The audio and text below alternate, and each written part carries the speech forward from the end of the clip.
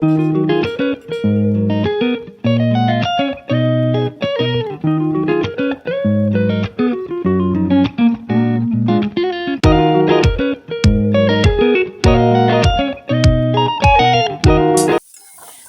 Rice বানানোর জন্য প্রথমে তেলের মধ্যে সবজিগুলো সামান্য একটু ভেজে নিয়েছি।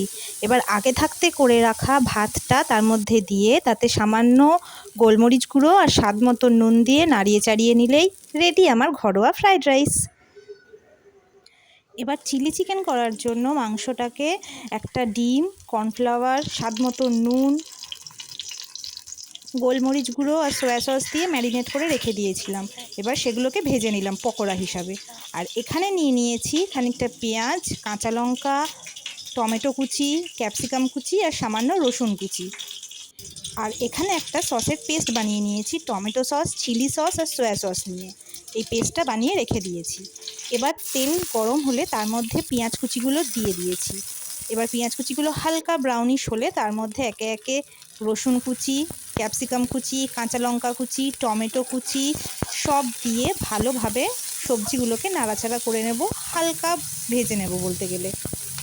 যখন হালকা ভাজা হয়ে আসবে তখন তার মধ্যে সামান্য লঙ্কার গুঁড়ো, একটু গোলমরিচ গুঁড়ো, স্বাদ মতো নুন দিয়ে আগে থাকতে তৈরি করে রাখা সসের পেস্টটা ঢেলে দেব। এবার সামান্য নাড়াচাড়া করে তার মধ্যে মাংসের পিসগুলো আগে থাকতে যেগুলো ভেজে রেখেছিলাম পকোড়া করে সেগুলো দিয়ে ভালোভাবে মিশিয়ে নেব গ্রেভিটার সাথে। এবার যেমন গ্রেভি রাখতে চাইবো সেই অনুযায়ী জল দেব, কম হলে কম, বেশি হলে বেশি। তো আমি জল দিয়ে দিয়েছি গ্রেভির জন্য, আর সাথে একটু কর্নফ্লাওয়ার গুলে জল দিয়ে সেটা দিলাম যাতে গ্রেভিটা একটু ঘন হয়। এবার ফুটতে দেব।